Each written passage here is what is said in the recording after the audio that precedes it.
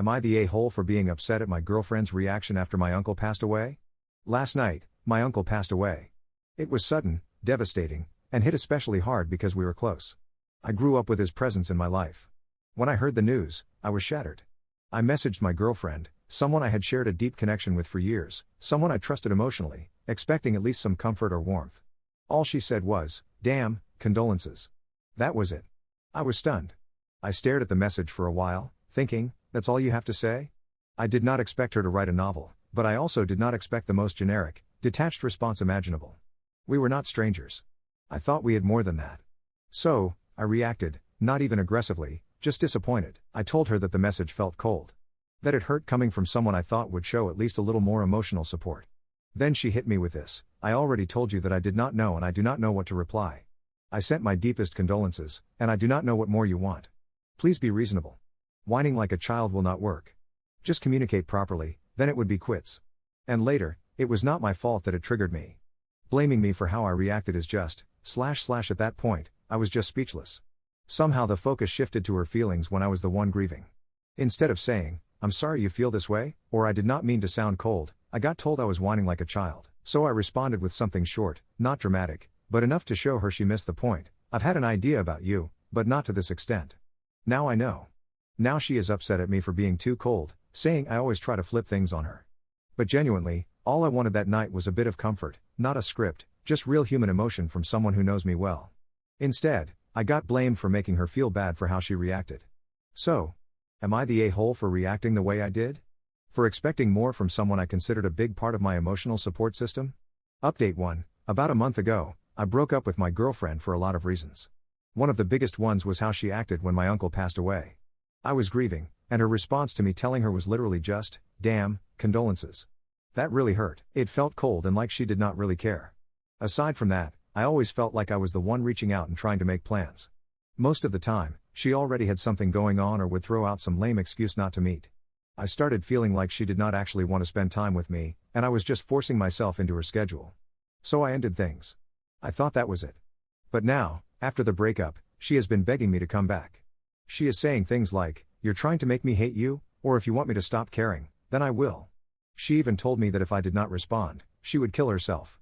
That messed me up because it feels like she is using guilt to trap me. To make it worse, she somehow got into my personal account, changed the password, and basically locked me out. I had to create a new one. That felt like such a violation of my privacy. Now she keeps trying to talk to me, but honestly, all of this is exactly why I broke up with her. I do not hate her, but I feel drained, and I do not want to go back. Still, part of me feels guilty for standing firm on this while she is in such a bad place mentally. Am I the a-hole for refusing to go back to her and cutting off communication after everything that happened? Mini update: I got stabbed 3 times in the shoulder and lower neck about 2 weeks ago. Update 2: about 2 weeks ago, something happened that I still cannot fully process. I was walking from my house to 7-Eleven at night.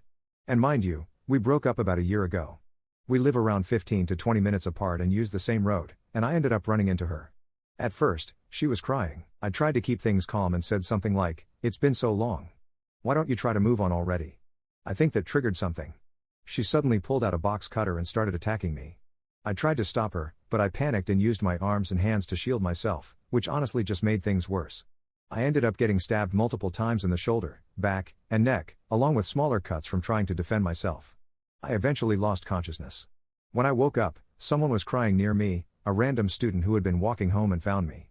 They called the police. I do not fully remember what happened right after that, but I was taken care of and survived. She ran away. From what I have heard, her family is hiding her now. I am recovering physically, but mentally it has been a lot to deal with. And if anything, this confirmed for me that I made the right decision. I do not hate her, but I am done. Completely. If you want more context, you can check my post from about 8 months ago. I will try to update again when I can. Final update: a pretty major update happened recently.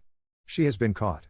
The police found her at her grandmother's house after her twin brother finally came forward and told both us and the authorities where she was hiding. Apparently, he could not handle the guilt anymore after finding out everything that actually happened to me and seeing the condition I was in.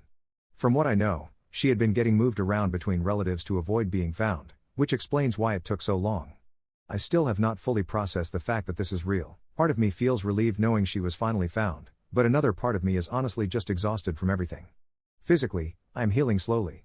The smaller cuts are starting to close up, but the deeper wounds, especially around my neck and shoulder area, are taking longer than expected. I still get random pain and stiffness, and sleeping normally has been difficult. Mentally, though, I think that is the harder part.